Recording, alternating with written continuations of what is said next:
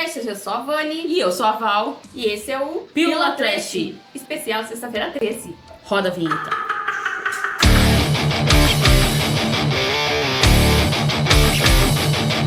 Nesse dia assombrado, nós trouxemos pra vocês aquele que é considerado por muitos o melhor filme de terror de todos os tempos.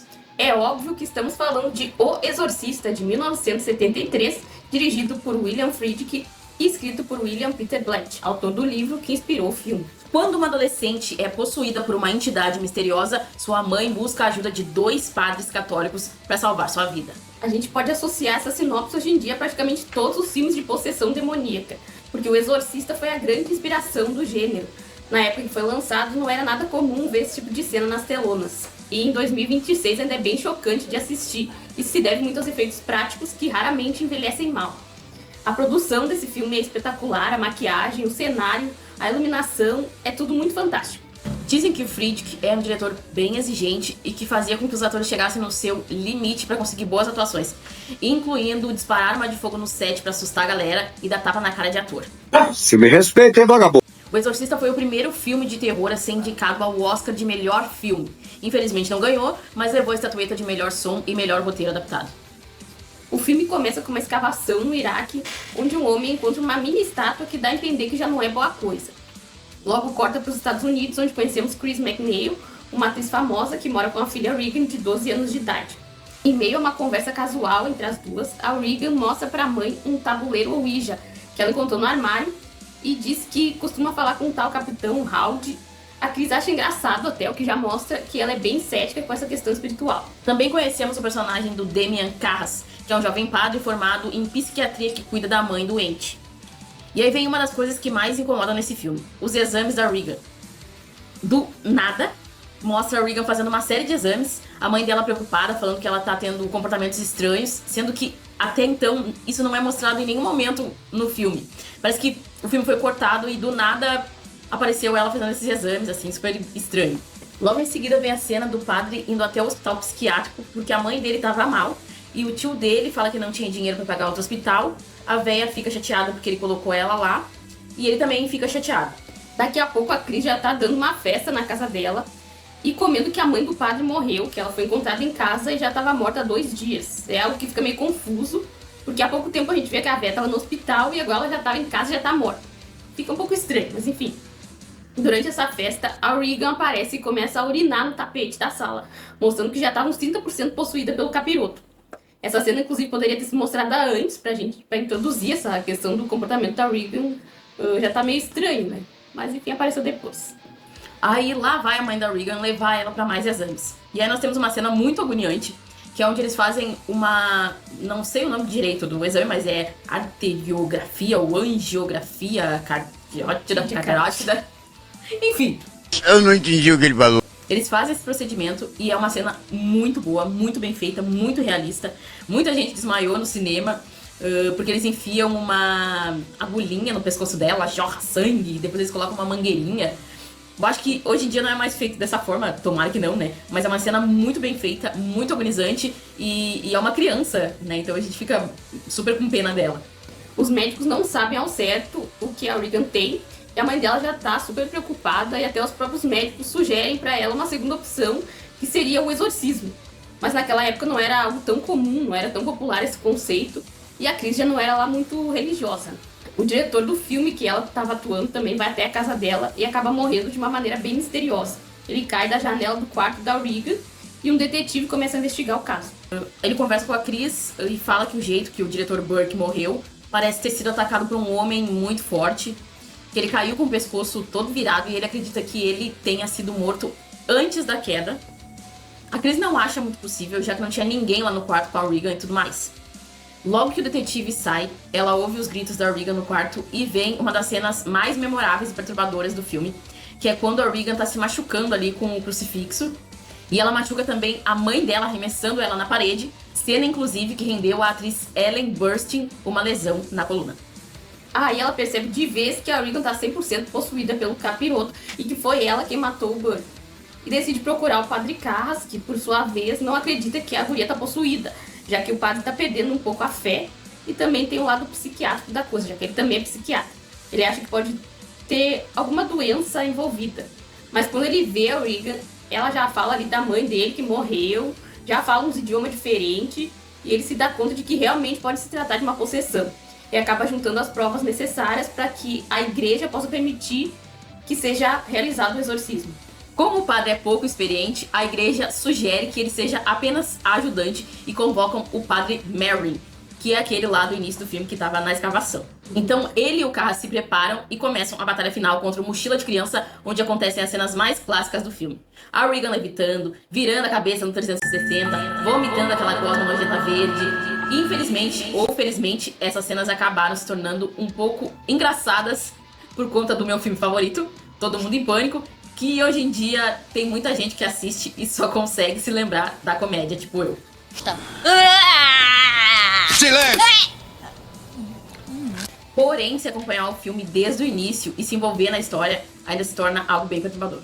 Enfim, o padre Mary já era bem velho e estava com uns probleminhas de saúde. Então, durante o exorcismo, ele acaba morrendo.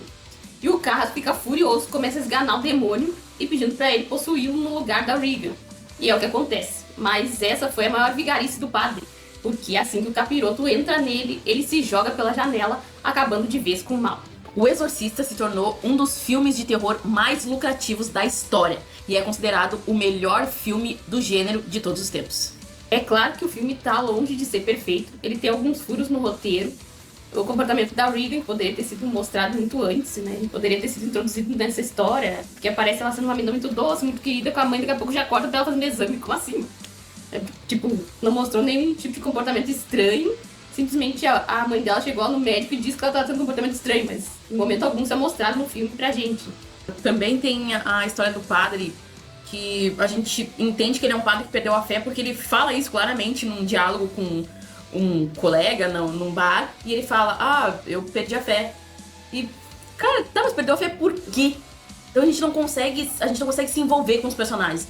Eu acho que o Exorcista fala muito mais sobre sofrimento, né, do que sobre qualquer coisa, porque é o padre que sofre porque a mãe morreu, e aí tem uma história de que ele abandonou a mãe, né, ele foi pra outro lugar, a princípio, se mudou e deixou a véia sozinha, e aí a véia fica chateada com ele, aí ele fica com essa culpa, mas isso tudo é depois dele ter falado que perdeu a fé. Então a gente não entende o porquê, qual foi o motivo dele perder a fé. A gente não se envolve de verdade com esse personagem, com esse padre que deveria ter uma história mais relevante ali, e não tem. O filme se resume muito a Regan e a mãe, que dão um show de atuação, tanto a menina quanto a mãe, né? Aliás, o Jason Miller manda muito bem na atuação. Ele foi indicado ao Oscar de melhor ator coadjuvante, não ganhou, óbvio, né? Porque é um filme de terror. Mas a história do padre em si fica um pouco superficial. A gente não sabe muito sobre o passado dele, só aparece essa questão de que ele tem uma culpa, que ele carrega uma culpa por causa da mãe dele. E também aparece uma cena dele cuidando da mãe, da perna da mãe, e mostra claramente que é ela que não quer sair da casa dela lá. Ele aparentemente parece ser um bom filho. Então não fica meio subentendido essa coisa, por que ele tem essa culpa, por que ele perdeu a fé. Assim também o padre Mary, ele no início aparece essa escavação lá no Iraque, e também a gente não entende muito qual é a ligação que ele tem com esse demônio, porque no final, ali no exorcismo, meio que dá a entender que ele já tem uma certa ligação com esse demônio Pazuzu, que na verdade a gente só fica sabendo que esse é o nome do demônio lá no segundo filme, que é uma bosta, não assista, pra não estragar a experiência. E no livro, se não me engano, no livro também, né, fala o nome dessa entidade. Mas pra quem nunca leu o livro, fica uma coisa totalmente aleatória, que aparece a escavação, e na verdade, quando ele encontra essa estátua ali, que seria a estátua do demônio, eu pensei que teria algum envolvimento com uma criança, né, com a Regan, naquele momento. Mas até então, não se mostra isso no filme, no primeiro filme pelo menos não, porque na verdade também isso é uma outra coisa que fica meio no ar, por que a criança foi possuída, porque a princípio ela tava ali brincando com o tabuleiro Ouija, mas foi isso? Ela tava sendo possuída pelo capitão que ela tava conversando. Então ficou meio aleatório, assim. Eu acho que o que transformou fez esse filme ser o que ele é porque ele é perfeitamente bem feito, né? Ele é muito produzido, na verdade. Ele é muito bem produzido. Si é ótimo. As atuações são muito boas, porque ali Só quem não entrega, não sei, cara, todo mundo entrega nesse. O elenco é muito bom do filme, as atuações são muito boas. A gente consegue sofrer junto com a mãe, né? Vendo aquela criança, vendo a sua filha sofrer, acho que quem é mãe mais ainda, né? Vendo a sua filha, aquela tortura que ela tá sofrendo ali, daquele tanto de exames que ela faz, criança o tempo inteiro no hospital. Porra, isso é uma coisa que choca qualquer pessoa que tá assistindo, né? E a maquiagem desse filme é perfeita. Eu não sei como é que não foi indicado ou não ganhou o Oscar de melhor maquiagem na época, porque a maquiagem é incrível, é perfeita. A degradação da Regan é incrível de ver, assim. Ela começa a ficar pálida, daqui a pouco começa a ver aqueles machucados. E imagina, era 1973, não tinha nada de CGI, não tinha nada de computação gráfica, era tudo na mão, tudo efeito prático. E é incrível de ver até hoje. Imagina, já fazem, sei lá, quantos anos? 53 anos. 53 anos, tu assistiu um filme hoje que a maquiagem se tornou atemporal, assim, no filme. Tu assiste hoje, tu tem o mesmo medo, a mesma sensação do que... Imagina tu tá vendo isso em 1973, isso é uma coisa muito assustadora. Outra coisa é o detetive, né? O detetive vai lá investigar a morte do Burke e... foda-se, fica por isso mesmo. Quem se importa? Ele vai lá, dá uma conversada e... Tá, foda-se quem matou, quem não matou. Inclusive no final até ele aparece lá, quando já tá tudo bem. A Regan e a mãe dela estão voltando pra cidade delas lá. E o detetive fica lá conversando com outro padre. E fica por isso mesmo, ele não investigou nada, não sabe de nada. Olha que detetive maravilhoso esse, hein? Nota 10 pro detetive, deveria ser Nota demitido. Nota dó. O mais legal de assistir esse filme, né, de rever o filme depois de tantos anos, e fazia, nossa, muito tempo que eu não via esse filme, não revia o filme, e pegar conceitos do filme, entender que a partir daquilo ali é que vieram todos os outros filmes do Exorcismo Verso, assim, que é, todos os conceitos. Tem uma cena que o Padre Mary, quando eles vão começar o exorcismo, que o Padre Mary conversa com o Padre Damien, e ele tá falando pra ele que não é pra ele falar com o demônio, que é pra ele não ouvir, porque o demônio é mentiroso, vai querer enganar ele, vai misturar verdades com mentiras. Isso a gente vai ver em todos os outros filmes de exorcismo que a gente vê na face da Terra. É sempre um padre explicando pro outro, ou pra outro padre, ou pro personagem ali que vai participar do exorcismo, sobre como que o demônio age, que ele é enganoso, que ele é... Então parece que se tornou uma bíblia para que os outros viessem e fizessem dessa forma. Se tornou uma coisa que é um ritual próprio pro exorcismo, que tem que ter em todos os filmes. O exorcista, ele é o molde de todos os outros filmes de exorcismo que existem hoje em dia, porque... tu vai ver, tanto que se alguém que nunca viu, né, a geração Z aí, vai olhar esse filme hoje e vai pensar, nossa, esse filme é uma cópia de toda a invocação do mal, de exorcismo não sei do que, o exorcismo do Papa, o exorcismo de Emily Rose, não sei o que, nossa, tudo igual. Sim, porque esse é o original, né, foi a partir dele que tudo começou. Se tornou uma coisa assim, tipo um script, né, que tu vai, é filme de exorcismo, então tem que ter isso, tem que ter levitação, tem que ter gente vomitando, tem que ter vômito, o diabo tem que falar tal palavra, tem que enganar, tem que fazer a voz de alguém que já morreu, tem que falar língua diferente. E tudo isso a partir do Exorcista. Uma coisa que é muito legal também é o fato de que o padre, eles não... Como a gente vê hoje em dia nos filmes modernos, a primeira coisa, aconteceu qualquer situação ali, chamar o padre e fazer exorcismo. Todo mundo já sabe que vai acontecer o exorcismo. Parece que a Igreja Católica só trabalha com exorcismo. Só que nesse filme, eles não trabalham com exorcismo. O exorcismo é uma coisa ultrapassada, é um conceito que eles não usam. Tanto que tem uma cena do padre conversando com a Chris, do padre Carras, e ele tá explicando pra ela, olha, exorcismo é uma coisa que a igreja não usa mais, é um termo ultrapassado, agora a gente tem a psiquiatria, né, a gente sabe que 99,9% das vezes não é caso de possessão demoníaca, é o caso psiquiátrico, então esse conceito de exorcismo é muito ultrapassado, a gente não usa, os padres não têm experiência com isso, e ele fala pra ela, a senhora deve ter muito mais experiência com possessão do que nós padres. Porque eles não utilizavam isso, era uma coisa que era muito ultrapassada, muito absurda, então ela meio que não teria pra onde correr com essa questão do exorcismo. Foi uma coisa, na verdade, recomendada pelos médicos, nem foi recomendado pela igreja. Inclusive os médicos, pelo jeito, não sabiam também muito, né? Porque ninguém sabia. O tava ultrapassado, o negócio eles nem sabiam. E esse conceito é muito legal de não saber, porque a gente esquece, né, que tudo foi moldado, que o Exorcismo Verso foi moldado a partir do Exorcista. Então, quando a gente assiste os filmes de exorcismo hoje em dia, a gente acha normal que os padres saibam sobre exorcismo, né? Mas naquela época e nesse filme específico, não é uma coisa nova. Então, isso tudo foi introduzido depois. E isso é muito legal, porque é um filme que moldou todos os outros e que transformou esse script, né, do demônio, como é que tem que agir, como é que tem que ser o exorcismo, e trouxe muitos filmes bons depois na sequência, né? Não na sequência, mas trouxe os filmes que nós temos hoje, né? E a sequência, acho que 2 e 3, meu Deus. Olha, cagaram em cima do primeiro filme, assim, ó. Mas eu recomendo que nunca assistam. Fiquem só no primeiro, porque o primeiro é clássico, inesquecível. é incrível, eu duvido que tenha um filme melhor que esse, que consigam produzir um filme melhor que esse. Até porque hoje em dia é tudo CGI, tudo computação gráfica, não existe uso mais. Computação gráfica, é só CGI, eu acho. E não é a mesma coisa. Não é a mesma coisa que um efeito prático, que ser feito à mão ali. Os caras faziam pra sacudir a cama da Regal, tiveram que fazer tudo na manivela lá, tudo na mão. Refazer tomada, a gravação de 1 ano. Hoje em dia não tem mais isso, é tudo faz no computador ali, bem rapidinho, fica uma bosta.